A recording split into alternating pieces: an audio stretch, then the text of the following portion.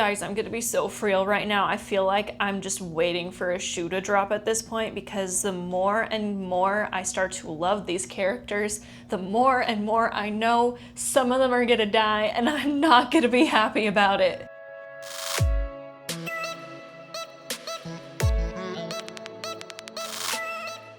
Hey, what's up everyone? Welcome back to the channel and to another video. Today we're going to be discussing the second arc of Naruto Shippuden, the Tenchi Bridge Reconnaissance Mission arc. Or as I just like to call it, the Sasuke Retrieval arc, second try.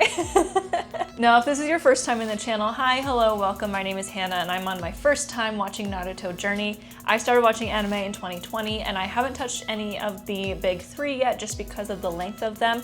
And after a lot of time and discussion with some of my longtime anime friends, I decided on Naruto. I've been making videos after each arc, so if you are interested in my thoughts regarding all of the arcs that I watched in the original series or the Kazekage Rescue Mission arc, go to the link in the description. Just keep in mind I am skipping filler right now. I feel like I probably will go back and watch it on my own time once I'm done with the original material. However, because I am someone who will get bored fairly easily if I'm not fully invested in the characters, I decided to wait to start filler until I've watched the whole thing and I'm invested in those characters, because I feel like it's gonna be much more rewarding for me to get to the end of this and go, there's all this extra content that I can watch of them just having fun. Although I don't think all of it's them just having fun. I think there is some like action sequences and that sort of thing, but I haven't watched filler. Long drawn out way of saying that. And this is just gonna be a review, honest thoughts, honest views on what this arc brought. But we're gonna dive right in. Before we do, don't forget to like the video, subscribe to the channel, and leave a comment your thoughts on this arc of Naruto. Do you agree? Do you disagree? Let me know in the comments. Also, don't forget to follow me on social media. I'm at Hannah Malay on Instagram and TikTok, and at lookingnerdy on X. But with that, let's dive into it. So the first thing I definitely want to discuss is the characters. The characters are always the driving force of whether I like something or not. That's just who I am. I will love a story even if the plot is basic, or it could even be a bad plot, but if the characters, I'm just like, oh yeah, I love you, whether that be because of good writing or because some of them follow the tropes that I need in order to enjoy it, that will make me love the show even if it has a bad plot. So with the characters, I want to go over first the introduction of, there were a few new ones, but I'm going to focus on the main two that got introduced, which was Sai and Yamato. So first things first, Sai is definitely, well, he was very back and forth. I'm definitely leaning towards really liking him now that I've finished the arc and kind of seen that I believe that he's not trying to pull any funny business. I don't think so. I have heard a lot of people say they don't like Sai. I understand not liking Sai at the very beginning because he was just kind of annoying, and I was honestly on Naruto's side when he was just constantly annoyed with him, which I'm usually not fully on Naruto's side on a lot of stuff, because at the end of the day, he's definitely growing on me, but I still am like, oh, you're like maybe top 10 characters in the show. Like, Naruto still has that side to him that I just find very annoying. But I definitely agreed with him at the beginning when it came to Sai. There was just something about the way he was acting. I could tell the smile was fake. I could tell that just in general, the way he was talking and the way he was handling things just screamed fake at me. Like, this is not a guy who's being genuine at all. I actually ended up liking the way his character arc in this season went, because I definitely saw it coming when he approached Orochimaru and was like, hang on, I'm not trying to kill you or anything like that, I'm trying to talk to you. And there was definitely a back and forth for me on whether or not he was being like a double spy, a triple spy, if he was going to actually be good, or if he was just joking around or just trying to get on their good side again. But at the end of the day, seeing him at the end of it when they all met up with Sasuke really try to change his mindset, even though he's grown up in a capacity where he can't do that. Like, he's just been raised in an environment where he doesn't have his own opinion and he's trained to not have it. He's just like a tool to someone. I really ended up enjoying his character arc because of it, because it felt very nuanced. First of all, it felt like there was a lot of back and forth. You know, you were kind of wondering, you were on the edge of your seat kind of wondering, is he gonna end up with our team or is he going to end up with Orochimaru. And at the end of the day, it was seeing that Naruto was so loyal to Sasuke and truly cared about him that changed his mind. And that's a definite common theme in the show. I like it. It's one of the reasons why I like Demon Slayer. I really like it when our main characters, because the story is being told from their point of view. That means that we might not see as much full development from them because we don't notice it as much since we're spending the entire story with him. But when we see those main characters where all they need to do is just say something or act a certain way that's just natural to them around someone else that has come from a very different background, and they can completely change that person's perspective on the world, I really like that when that happens. That's why I like Tanjiro so much. There's the thing called the Tanjiro effect in Demon Slayer, and that's because it seems like every character that comes into contact with him changes the way they view the world, usually in a better way than they did before. And the same can be said about Naruto. And what's nice and kind of like what I'm seeing similarities with Naruto and Tanjiro is that Naruto wasn't trying. He's not like preaching at Sai to change in this moment. He's just saying that like, I'm not giving up on Sasuke.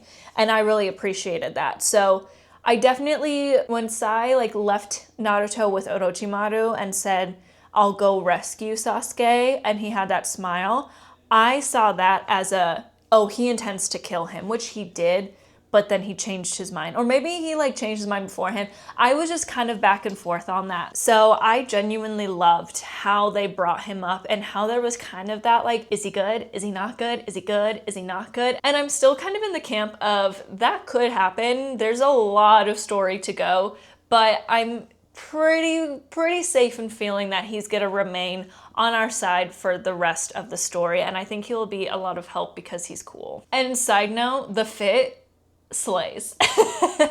So the second character that we were introduced to that I wanted to talk about was Yamato, the captain. I love him. Okay, so a lot of people might be surprised to find this out because he did replace Kakashi in this arc, which I will say I missed Kakashi in this arc. He's my favorite character. So I really was like, I need Kakashi back. Kakashi sensei, come back. But them replacing him with a character that is, it's interesting because it's like he's very different, but there's also a lot of similarities I felt like, because Yamato he kept on saying like, I'm not Kakashi. I can't just say that I will protect you. I can't do that. But he seemed still inherently very protective of especially Sakura.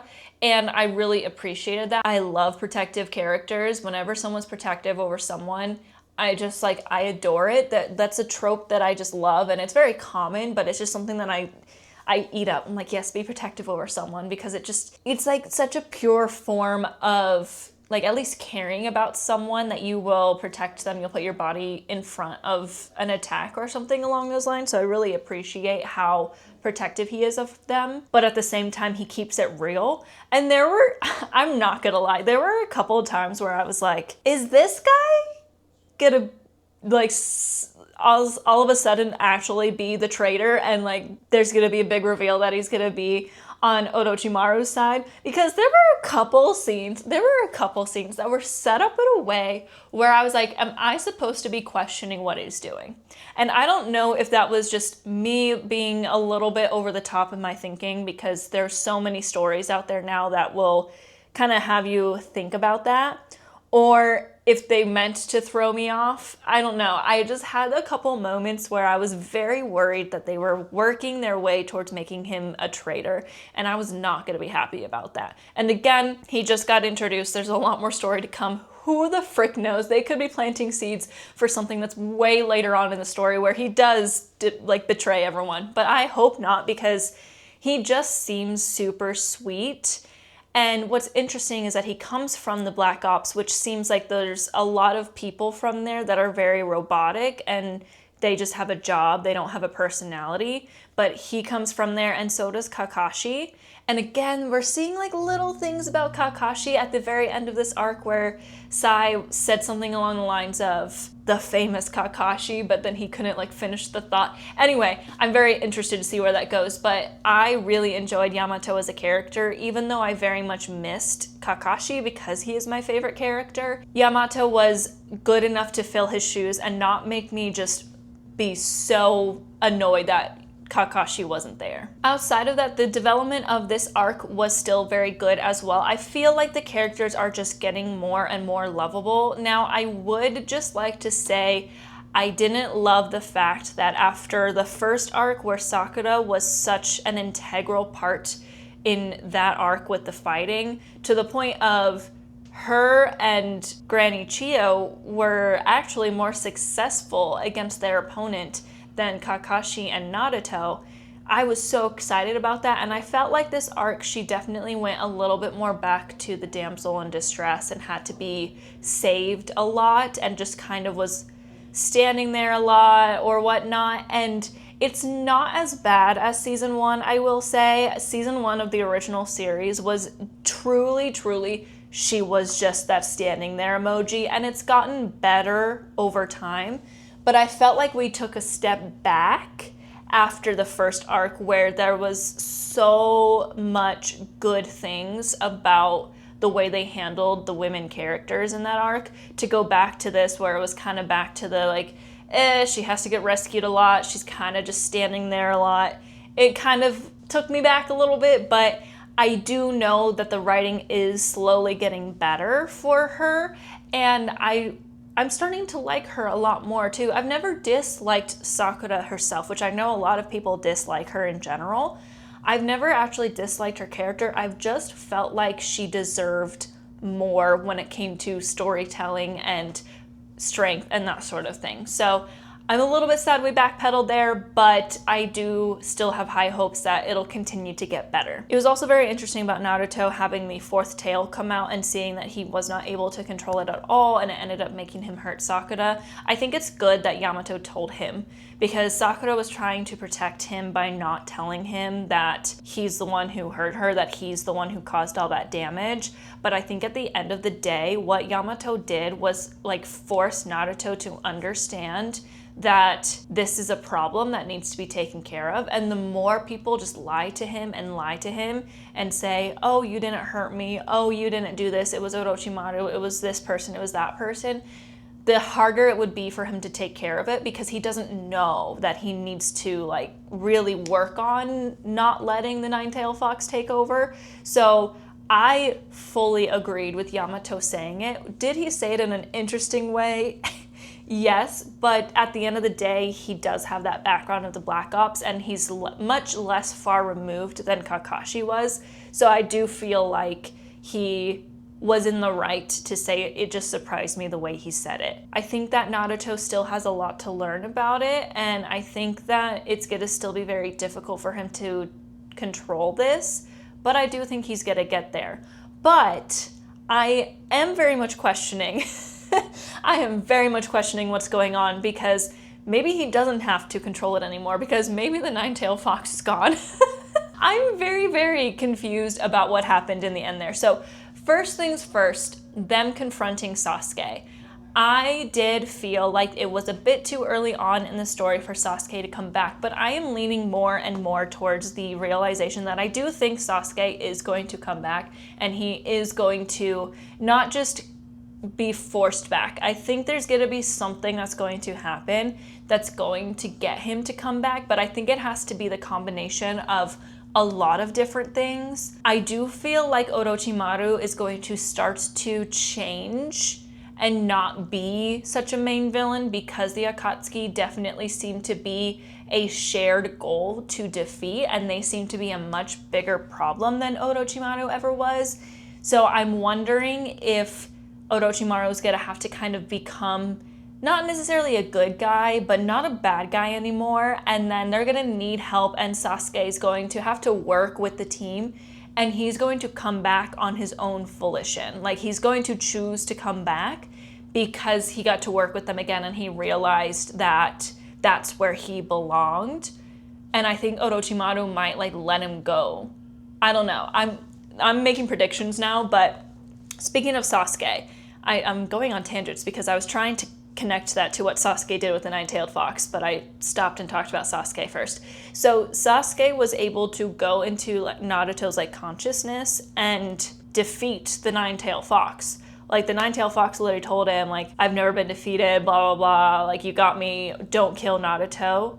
And I was like, is that it? Does Naruto have the nine-tailed fox anymore? Or is the nine-tailed fox literally dead because of Sasuke? I am very confused on that subject. Don't spoil it for me. You don't have to answer that question. I'm assuming it's going to be revealed. Please only comment the answer if I'm just really stupid and I miss something and it's not going to be explained later on. But if it's just a plot point that is gonna be revealed more, then don't tell me. That got me very confused because I just didn't understand, like, did Sasuke defeat him? Does Naruto still have him? Is it gonna require a lot of work to bring him back? I don't know exactly what was going on there, but we'll see. It doesn't surprise me that Sasuke is so strong now. I do like the stories where the main character is not just the strongest one of all of them, so I don't mind that Sasuke remains stronger than Naruto. I will say I'm kind of frustrated at this point because I feel like I haven't seen the fruits of the time skip training that we got from Naruto, because Naruto was gone for a couple of years to train with Jiraiya, and I don't feel like I've seen him like actually be that much stronger than he was. Again, I don't know if I'm missing something, and I'm assuming there's gonna be more big moments to come. It's just a little bit frustrating because I feel like he's matured. Like, they keep flashing back to the earlier seasons and I'm like, oh man, I didn't notice just how much taller and how much deeper his voice is. I do wish that I would feel like he's genuinely stronger. Right now I feel like he isn't, but we did just start a little bit of training to get ready for the next arc because the Akatsuki are coming, so that'll be interesting. But I've still been a little bit frustrated on that front. Like, come on, like, something's gotta happen. But Sasuke, anyway, is an interesting character. I still don't really like him because he's just being very selfish, and he was like very much willing to kill all of them there. It was only because the nine-tailed fox like told him don't kill him that he let them all live. And I wonder where it's gonna go, because I do genuinely think he's gonna come back. I think he's gonna come back to the Hidden Leaf Village, and he's going to like go through this arc, and he's gonna come out on the other side. Like, he's gonna come out as a hero again. I just don't know how we're gonna get there, because right now he's just so like, oh, my revenge quest is more important than friendship and stuff, which I get. Like, he's still a teenage kid and that sort of thing. I'm willing to give up my body for my revenge. I'm like, bro, like, you're so dramatic. I would like to see more, but I definitely knew that we weren't going to get him back in this arc. I'm pretty sure the very first episode of Shippuden was one of the episodes from this. Like, it started out with them finding Sasuke, and I was like, this is too early. This is too early, but it's interesting. I'm very excited to see where the story with Sasuke is going, because I don't think he's going to stay a villain. Again, don't spoil me. I don't have this feeling that he's going to stay on that side. I think there's gonna be something that happens, and it's going to require a lot of different factors that's going to have him come back, and that's my final prediction. Another part that really got to me, and this was probably the only part of this arc that had me tearing up, was when Sasuke left and Naruto just kind of fell to his knees. Whenever an anime character out of emotions just falls to their knees and starts crying, oh man, I don't know, like, there's something about it that just gets me every single time, because it represents the most extreme form of crying, in my opinion, because you literally can't even hold yourself up. You're so overcome with emotions. But when he went down to his knees, and then Sakura was like telling him, you know, like, don't cry, it's not gonna bring him back, that's not gonna help. And then after she says all of this, it shows her face, and she has tears streaming down her face. And Sai and Yamato are both kind of like, they seem like they're witnessing something so beautiful. I was just like, because it is really sad. It's like doomed friendships, and doomed friendships is a very hard type of trope, because these friendships you want to care about so much, but you see one of them just not be like the rest and just choosing to be away from them. And in this case, it's not even like oh, they got kidnapped and then killed. It's a Sasuke is actively choosing. He's looking at them and he's saying, no, I'm going with him. So, my heart. And that's why I'm kind of like, oh my goodness, I know we're getting close to the part of the story where people are really gonna start dying. And like, Yamato could die. at this point, like I'm already loving Yamato. So if he dies or if he turns out to be a traitor, I'm gonna be pissed. So it's it was a really good arc. It was a very good arc. My only real problem with it was the fact that Sakura just seemed to kind of backpedal. Like, it just seemed like she was a little bit back in that damsel in distress role, but the arc really moved the story forward. We learned a lot about the nine-tailed fox, although I don't know what's happening with it now.